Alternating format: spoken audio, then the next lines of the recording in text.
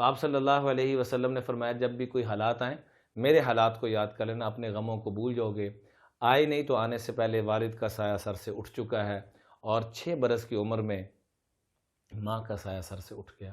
اور اس سے پہلے جب حضرت حلیمہ کے پاس گئے، اس کے بیسیوں واقعات ملتے ہیں کہ بچپن میں ہی عدل و انصاف کا کیا معیار تھا، اور بچپن میں ہی آقا صلی اللہ علیہ وسلم کے صدقے سے کیا بہار آئی۔ ربیع الاول جو ایسے نہیں نام رکھ دیا گیا، واقعتاً اماں حلیمہ جب لینے کے لیے آئیں تو باقی سب حق الخدمہ کی وجہ سے کہ خدمت کا حق تو مل نہیں رہا، یہ یتیم ہیں، یہ ذہن میں آیا، انہوں نے چھوڑ دیا، انہوں نے مخلوق پہ نگاہ رکھی۔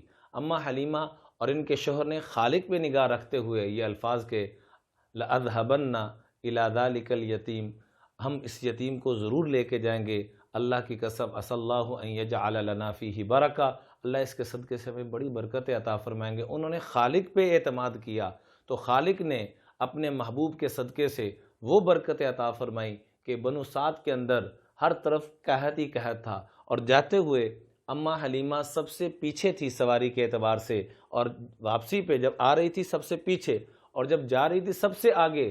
تو پوچھنے والے کیا پوچھتے ہیں؟ اللہ اکبر، کہ اے حلیمہ سواری بدل لی؟ کہا نہیں، سواری نہیں بدلی، سوار بدل گیا، سوار بدل گیا ہے۔ اور امام الانبیاء حضرت محمد مصطفیٰ صلی اللہ علیہ وسلم جس سواری پہ سوار ہو کے جاتے ہیں، وہ یوں آسمانوں کو دیکھ کر اللہ کا شکریہ ادا کرتی ہے کہ اے اللہ، میں اس قابل نہ تھی کہ میرے اوپر امام الانبیاء سواری فرمائیں۔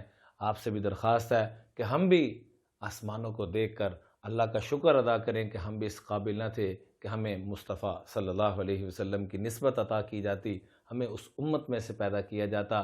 یہ اللہ کا بڑا ہی فضل، کرم اور احسان ہے۔ اور بیچ میں ایک یتیم کا لفظ ہے کہ ہم اس یتیم بچے کو لے کے جائیں گے۔ آئیے، امام الانبیاء سے پوچھا گیا کہ یا رسول اللہ دل کی سختی ہے، گھر کے حالات بڑے سخت ہیں، بڑے مصائب ہیں، کیا کروں؟ آپ نے فرمایا تو یتیم کے سر پہ ہاتھ رکھتا چلا جا، رب تیرے گھر سے ساری نحوستوں کو، بے برکتیوں کو ختم فرماتے چلے جائیں گے۔ اور آپ صلی اللہ علیہ وسلم دعا کیا کرتے تھے، اللہم احیینی مسکینہ، اے اللہ جو میرے زندگی کے ایام ہیں میرے گرد و نواح میں مساکین ہوں، وہ امتنی مسکینہ، اور جب میں دنیا سے جاؤں تو یا اللہ میں مسکنت کی حالت میں جاؤں، کل قیامت کے دن بھی مساکین میرے گرد و نواح میں ہوں۔ تو مسکینوں کے ساتھ، غریبوں کے ساتھ، ناداروں کے ساتھ پیار کرنا، یہ ایسے ہے جیسے امام الانبیاء صلی اللہ علیہ وسلم کے ساتھ اماں حلیمہ اور ان کے شوہر نے پیار کیا، وہ نسبت مجھے آپ کو نصیب ہوگی۔